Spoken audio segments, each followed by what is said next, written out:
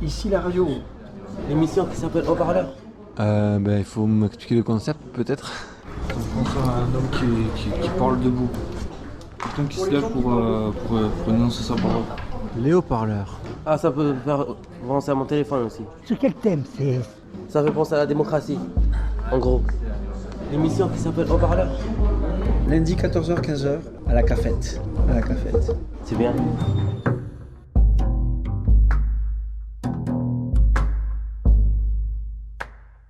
Christophe. Farida. Je m'appelle Gwen. Oui, moi c'est Laurent. Bonjour. Oui, je voulais parler aussi reparler un peu de la santé mentale. Alors, c'est un sujet assez compliqué qui n'a aucune définition. C'est-à-dire que malheureusement, la santé mentale, c'est une circonstance de fait, mais c'est pas un état de fait. Est-ce que vous voyez la différence? C'est-à-dire on peut être très bien mentalement et être sénile. C'est des circonstances de la vie qui rendent les gens un peu fragiles, un peu plus... Qu'est-ce que tu en penses, Farida? Oui, c'est vrai que ça peut être un débat, mais moi je sais pas parler sur la santé mentale, je suis désolée. J'y arrive pas, c'est trop compliqué pour moi. Tu dirais quoi avec tes mots à toi, ce qui t'arrive? Que moi c'était un burn-out en fait. C'était un burn-out, j'ai tapé un gros burn-out. Parce que en fait, j'étais toute seule pendant le Covid. Je me suis renfermée. Et je commençais beaucoup à réfléchir et donc ça m'a fait péter les plombs. Et donc la santé mentale, oui, c'est important. Mais le problème, comment le gérer quand on est seul? Qu'on n'est pas beaucoup entouré, qu'on n'a pas beaucoup d'amis. Là où j'habite, en plus, il y a beaucoup de passages, il y a beaucoup de cris. Chez moi, c'est bruyant, en fait. Et donc, j'ai craqué. J'arrivais pas à me reposer, en fait, et je faisais que de réfléchir et ça m'a fait péter les plombs. Donc, la santé mentale, oui, c'est important. Mais il faut bien s'entourer, en fait. Faut être bien entouré. Faut avoir des amis, il faut avoir de la famille, sinon on craque facilement. Voilà. Faut pas être isolé pour être en bonne santé. Je peux rebondir sur le cas d'être isolé ou de ne pas être isolé. Des fois, être isolé, ça peut être une force parce qu'on se retrouve soi-même et on fait de la création, et on se retrouve plus fort que si on était avec les autres. Je ne sais pas si vous comprenez un peu le système. On se ressource en fait en quelque sorte. On se retrouve à nu, mais plus fort parce qu'on a retrouvé des ressources nouvelles qu'on n'aurait pas eues si on avait été entouré. Ouais, c'est vrai. Et après, des fois, quand la famille revient à l'appel, quand elle demande des sous, des fois, parce que des fois c'est pour demander des sous qu'ils reviennent à l'appel, et bien on se trouve désarmé parce qu'on a vécu une période sans avoir personne. Et de suite, cette aliénation mentale d'être des fois avec des personnes qui sont nocives, ça nous a fait perdre tous nos moyens. Voilà, et on se retrouve dans un établissement de soins pour les personnes qui ont pété le plomb. Hein. Ouais, je suis d'accord avec lui. Farida, je voulais te dire qu'à 16h30, on faisait une partie de pétanque avec les amis de la dernière fois. Ah ouais, je viendrai. Si tu veux venir, c'est à 16h30. Je profite de ce numéro pour... En attendant, après, on fera un ping-pong. Ouais, on fera un ping-pong en attendant. Voilà. L'important, c'est de participer. Voilà. Aussi, oui. Et surtout de se confronter avec soi-même. Voilà. Dans tous les sports, l'important, c'est pas de gagner, ni de perdre. L'important, c'est d'être à son niveau qu'on considère être le meilleur. C'est-à-dire, des fois, même quand on perd, c'est une victoire pour soi-même, parce qu'on se dit on est allé au bout de soi. On a le goût déjà d'y participer, on a l'envie quoi. On vient pas, même en pétanque, on vient pas forcément pour gagner, on vient pour affronter une équipe qui a l'air supérieure ou qui se sent supérieure. Parce que nos amis qui ont fait la pétanque avec nous, quand ils sont arrivés, ils étaient en terre conquise alors qu'ils ne savaient pas qu'on avait de la ressource. Ah, ils ont un peu pris au sérieux. Nous aussi, on les a pris au sérieux et on leur a montré qu'on était vraiment plus performants. Bon. Non, mais il faut qu'il y ait un bon état d'esprit, mais il y avait un bon état d'esprit. Voilà. Oui, c'est vrai. Voilà. Il y avait un bon état d'esprit. Alors là, c'est la cafétéria, voilà, de l'hôpital Gérard Marchand. D'accord, les haut-parleurs, ok. La radio. Radio, heureux de vous accueillir ici. Ici, les soins sont à peu près normaux, mais ce qui manque aussi, c'est l'animation, tous les à côté, tout ce qui pourrait faire que ça soit plus dynamique, plus... C'est un peu un vase clos et il n'y a pas beaucoup d'animation. C'est ça qui est dommage à Marchand. On a le temps aussi de refaire le monde aussi. Hein, Alors, à part râler et refaire le monde, qu'est-ce que tu peux faire d'autre ici? Oh, il y a des tas de choses à faire. Il y a les ateliers terre, il y a les ateliers de relaxation. Bon, ça... Et moi, je suis en train de faire un atelier d'écriture. Ouais. Et on est en train d'écrire une pièce de théâtre là. Ça s'appelle comment? De quoi ça parle? Non, on va l'écrire. On va pas commencer encore. Alors ça va se passer dans le métro là. Et c'est 5 personnes qui prennent le métro. Et il leur arrive des histoires dans ce métro là. Il y a plus de choses à faire dans cet hôpital que par exemple à la clinique de l'Union. À la clinique de l'Union, il n'y a rien. J'ai parti à l'hôpital de clinique de l'Union en psychiatrie. C'est une clinique privée. Moi, je préférais celui-ci quand même. Je me sens mieux ici que dans un autre hôpital. Quand on m'a ramenée ici, c'est parce que j'ai tapé une crise et j'ai été violente. J'ai insulté quelqu'un. J'ai insulté quelqu'un très très fort. J'ai été méchante. Et je me suis fait mal au poignet. J'ai tapé contre un mur et je me suis fait mal au poignet. C'était une violence contre moi-même. Ouais. Comment l'a pris la personne? Je me suis pas excusée. Elle était assez jeune, donc j'espère que. En fait, quand je vais sortir d'ici, je vais aller la voir pour m'excuser si je la trouve. En tout cas, j'ai été vachement méchante avec elle. Je me suis pas rendu compte de la violence que mes propos pouvaient. Parce que je l'ai insultée vulgairement en plus, donc. C'est une colère, c'était un ras-le-bol, en fait, un craquage, j'ai pété un plomb. C'était dans une boulangerie. J'étais travaillé dans une boulangerie et je lui ai manqué de respect, j'ai craqué en fait. Parce que c'était l'ancienne boulangerie où j'avais travaillé, où j'avais subi des injustices et en fait, en la voyant travailler, j'avais l'impression qu'elle subissait la même chose. Et donc en fait, je lui ai manqué de respect en lui disant... mais en fait, ma grande va trouver un autre travail ailleurs parce que ici, ils vont te faire la misère autant que moi j'ai subi en fait. C'était de la protection, mais moi je l'ai insulté vulgairement en fait. Je pense pas qu'elle l'a compris comme ça. Elle s'est sentie agressée tout simplement. Pour ma part, ouais, je sentais que c'était agressif. Ouais. Et je me suis rendu compte et... En fait, c'était une agression déjà pour moi-même, mais pour lui dire en fait à cette fille qui va te trouver un autre travail ailleurs parce que tu seras beaucoup mieux. Et en fait, elle l'a mal pris. Et je pense que là, elle a porté plainte et après la police ils sont venus. On peut dire que le travail peut rendre dingue. Le travail peut rendre dingue. Ouais. Moi, ils m'ont rendu dingue, moi, au travail. Moi, le travail, ça m'a rendu dingue. Je travaillais beaucoup sans pouvoir me reposer. Je l'ai compris, oui. Et donc maintenant, je prends le temps de me reposer d'abord. Parce que moi, je travaillais comme une dingue et je me reposais jamais. Je me reposais jamais. Je prenais jamais, par exemple, 8 heures de sommeil. J'arrivais pas à avoir 8 heures de sommeil. Donc maintenant, là, depuis que je suis à l'hôpital, je dors beaucoup plus. Et ça me fait du bien, en fait. Je récupère. Et je sens que mon corps, il a été vachement abîmé, tendu. Et donc du coup, là, je suis en train de relâcher la pression. Et d'un coup, limite, je remercie la vie en quelque sorte de me donner cette chance-là. Mais ce que j'ai pas aimé, c'était la jeune femme que j'ai insultée. Et du coup, j'espère qu'elle m'en voudra pas et j'espère que si je sors d'ici, je lui demanderai des excuses. Et si je la croise, je lui demanderai des excuses.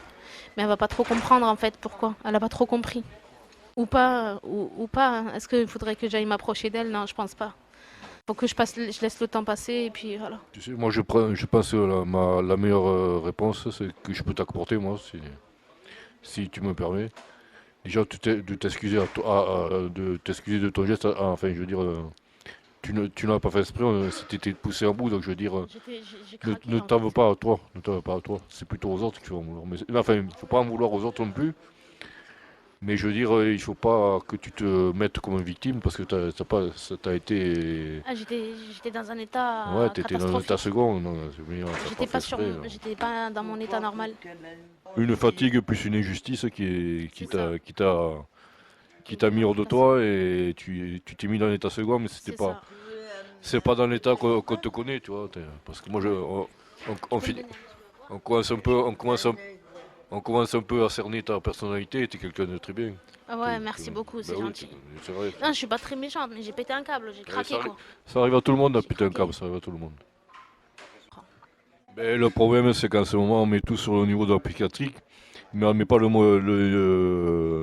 point crucial, c'est que la vie est de plus en plus difficile, du point de vue économique, mais aussi du point de vue socio-culturel.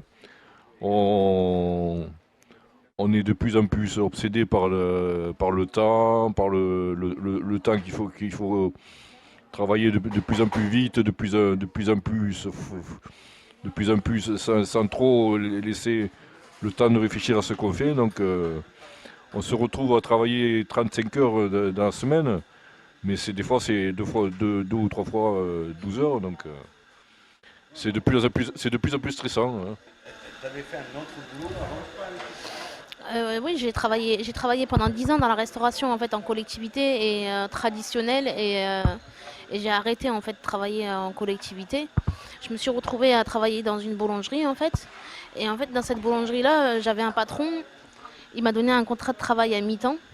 Mais moi je travaillais pour un 35 heures, voire plus. Et il me payait pas beaucoup en fait. Il me payait pas mes heures supplémentaires, il me payait pas. Il me faisait des avances sexuelles, il était méchant avec moi, il voulait avoir des relations avec moi. Enfin bref, il était vraiment tendu, ce mec, il était bizarre. C'était mon ancien patron. En fait, et ce qui fait que j'arrive pas à passer à autre chose, c'est que cette boulangerie, elle est juste à côté de chez moi. Ça veut dire tous les matins, je sors, je la vois. Ça veut dire que ça ressasse constamment le passé. Je m'appelle Gwen. Tu veux nous dire quelque chose cette semaine? Ouais, je suis sur un parleur. Ça y est, on enlève les pulls, les blousons, tout ça. Il va faire beau. Et bientôt les vacances pour les jeunes. J'espère qu'ils vont en profiter. Et il faut arrêter la violence dans les écoles. C'est très important. D'accord. Ça peut donner des mauvaises idées aux jeunes. Et voilà quoi. Mais qu'est-ce que tu as entendu d'un problème dans une école là, ces jours-ci? Eh bien, j'ai lu le journal, il y a eu des problèmes. J'ai lu ça sur la dépêche.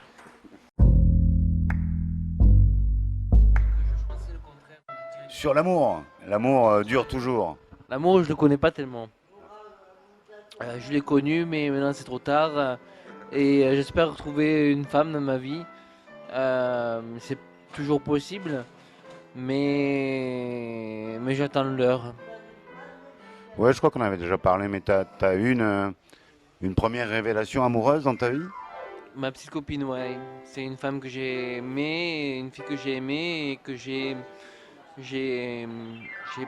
fait tout ce que j'ai pu. Enfin bon, c'était très très bon, très très beau, plutôt bon je dirais, parce que bon, j'ai pas trop envie de parler de ce qui est juste, parce que ça m'embête un peu.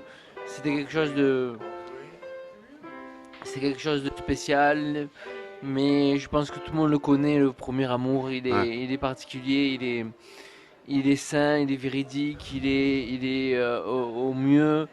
Il est constructif, et voilà, j'admire les personnes qui sont qui tombent en premier amoureux et qui continuent leur vie complètement. Je trouve ça le plus pieux que c'est. Moi maintenant je suis musulman, alors il faut que j'épouse une fille qui a la foi. Et ça, c'est à la fois facile ou pas facile, je crois pas. Tu sais, en islam, on connaît peu l'islam, mais l'islam continue le monothéisme dans la Torah et dans la Bible, mais elle rajoute encore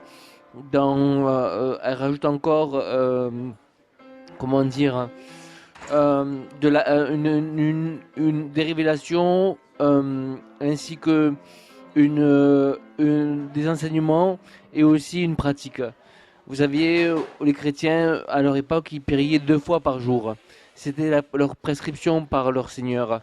Nous, les musulmans, c'est 5 prières par jour. Et c'est pas mal du tout. Pour moi, ça me permet d'avoir le... J'ai remarqué que quand je priais pas, parce que j'ai des phases où je prie et des phases où je prie pas par mois, ou je remarque que quand j'arrête de prier, mon cœur est moins en paix. D'accord. C'est physique et c'est réaliste. Mon cœur est soulagé quand je prie. Est-ce que tu as pratiqué une autre religion? J'ai pratiqué l'évangile, je suis passé par la Bible, j'ai passé par le bouddhisme et je suis passé par l'islam pour ne pas être un étranger par rapport à ma famille qui était de Jordanie. Donc je voulais m'adapter à leurs croyances et j'étais croyant. Et finalement j'ai trouvé le salut dans l'islam, j'ai trouvé tout ce qu'il me fallait. En France, on est libre de prier, de faire tout ce qu'on a. On a même des mosquées. On a tout ce qu'on a pour continuer à pratiquer. C'est le plus important. Vous savez, les autres, les personnes qui tuent pour le pouvoir ou qui tuent pour le bien ou le matériel, tout ça, c'est des mercenaires. Même ceux qui font pire. Tout ça, ça s'appelle des mercenaires. Il y a dans l'enseignement, il y a 71 branches juives. Il y en a une qui est bonne. Il y en a 72 branches qui est chrétienne. Et il y en a une qui est bonne. Et il y en a 73 branches musulmanes. Et il n'y en a qu'une qui est bonne. Okay. Et je pratique la bonne parce que ça s'appelle la sunna. La sunna, elle vient de la part du prophète Mohammed. Lorsqu'on parle de chiites, eux ils parlent d'un calife qui a succédé l'islam, qui a succédé Mohammed, mais il ne faut pas prendre un calife comme prophète. Il faut prendre le prophète comme prophète. Et le seul prophète qui était du temps de l'islam, c'était le prophète Mohammed. Mais qu'est-ce que tu comprends de la notion de laïcité en France? La laïcité, elle est bonne parce qu'elle permet d'avoir toutes les religions au possible. La laïcité, elle permet de vivre entre religieux ou entre religions en paix. C'est ça qui est bien dans le laïcisme. C'est pas un mal je trouve que c'est bien qu'il y ait ce décrochement entre les chrétiens, le christianisme et la politique. Même si dans l'islam, on a l'islam qui est politique dans d'autres pays. Je trouve pas ça qui est un mal. C'est propre à leur culture, c'est propre à leur histoire. Mais si on a la chance d'avoir la laïcité, ça nous permet de voir de tout à notre horizon, de toute science, de toute religion, de on a une richesse en France, c'est celle d'accepter tout le savoir. Et ça, c'est quelque chose de magnifique. Parce qu'il y a des pays où c'est la dictature et il y a des pays où ils sont jetés, même les croyants, dans les geôles. Ici, en France, on a la chance d'avoir la liberté de choix, la liberté de s'orienter vers quoi on est, quoi on veut, qu'est-ce qu'on veut être, qu'est-ce qu'on veut faire. Tu pourrais pas aller mieux et faire profiter de toi d'autres? Moi, pour l'instant, je sais pas quel est je vais sûrement m'inscrire à l'université l'année prochaine en langue civilisation étrangère pour continuer de connaître l'arabe parce que c'est une passion à la fois pour le Coran, mais c'est aussi une passion, c'est une façon de connaître mieux ma famille. Je leur dois ça, de pas être ignorant, je leur dois ça. Ici la radio. L'émission qui s'appelle Haut-Parleur. Lundi 14h-15h à la cafette. C'est bien. Là, on voit l'amateur de la radio. Moi, je vais essayer de faire sur un ton plus douceré, plus franchouillard un peu. Voilà, Alors, ça serait pour faire une petite poème, mais je l'ai pas en tête, mais je vais le trafouiller un peu. Un peu total impro, là, c'est le thème de cette radio, je pense, ici, en marchant. On est là pour se lâcher aussi un peu. Voilà. Mon chat, mes pattes, c'est un siamois. Il a 4 pattes, il a 6 mois. Quand il se lève le matin, moi je me lève, mais pas un chien. Pourquoi un chien? Je ne sais pas. Mon chien, mes pattes, c'est un siamois. Il a 4 pattes, il a 6 mois. Mon chien, mes pattes, c'est un siamois. Voilà. Dans 15 jours, alors, ça sera le 12 juin. Et enfin, tous les 15 jours. Et il y aura aussi l'arrivée du psychoquette, du psychiquette, le 12 juin. Du psychiquette. Hein. J'ai du mal à dire les signes. Les signes. C'est pas mieux. Et psycyclette, ça te dit quelque chose? Ouais, samedi, j'ai participé l'année dernière, c'était super. On a fait le nord de la France. On est parti des côtes du haut de la Bretagne. On a remonté jusqu'à Lille. On est redescendu jusqu'à Paris. Ça nous a duré 10 jours. C'était vraiment bien. On cavalait à peu près 2h, 3h le matin, 2h, 3h l'après-midi. On rentrait, on se faisait accueillir par les maires, la mairie, par les administrations, comme quoi ce qui organisait cette manifestation était vraiment super parce qu'il donnait l'occasion aux patients de se dépasser et de voyager. Donc je trouve que c'est vraiment quelque chose de superbe. D'accord. Le Ils arrivent le 12 juin à 15h30 à Marchand. Libre à toi de Ils vont venir. partir quand, alors Ils partent le 5 juin, c'est un lundi. Ils partent de Gaillargues-le-Montueux. Galargues ou Gaillargues-le-Montueux. Ils passent à Lézignan-Corbière en dégustant la cave coopérative. Après, ils passent par Limoux avec la banquette. Ils vont à Montrégeau. Je connais pas la spécialité, mais à Auch, il y a le confit de canard, le foie gras aussi. Et après, ils passent au Montauban, ils montent au Ban et ils descendent à Toulouse. Ce sera le mot de la fin, voilà. Ouais, si, c'était bien. Ouais, j'ai envie de retourner parce qu'ils ont une place pour moi. Parce que ça fait du bien, ça fait du bien physiquement. Moi, je l'ai fait il y a 7 ans, c'était la 3e édition. On peut encore en parler? Bien sûr. Je voulais simplement dire que ce que j'ai dit sur l'islam, je le regrette pas, mais ce que je veux dire aussi, c'est que à bon entendeur, simplement, je veux pas mettre les gens dans une obligation quelconque. Je veux simplement être au titre d'information, d'informatif, simplement pour un peu démystifier et croire qu'il y a du bon, parce qu'il n'y a que du bon, et c'est ainsi. Je parle pas du mal, parce que cela est simplement du reste des mercenaires. Voilà, j'espère que ça vous a servi un tout petit peu. Ce que je veux, c'est vraiment ne donner que du positif de ma religion, parce qu'elle n'est que positive normalement. Merci beaucoup. Ici la radio, L'émission qui s'appelle Haut-Parleur. lundi 14h-15h à la cafette. Centre hospitalier Gérard Marchand. C'est bien.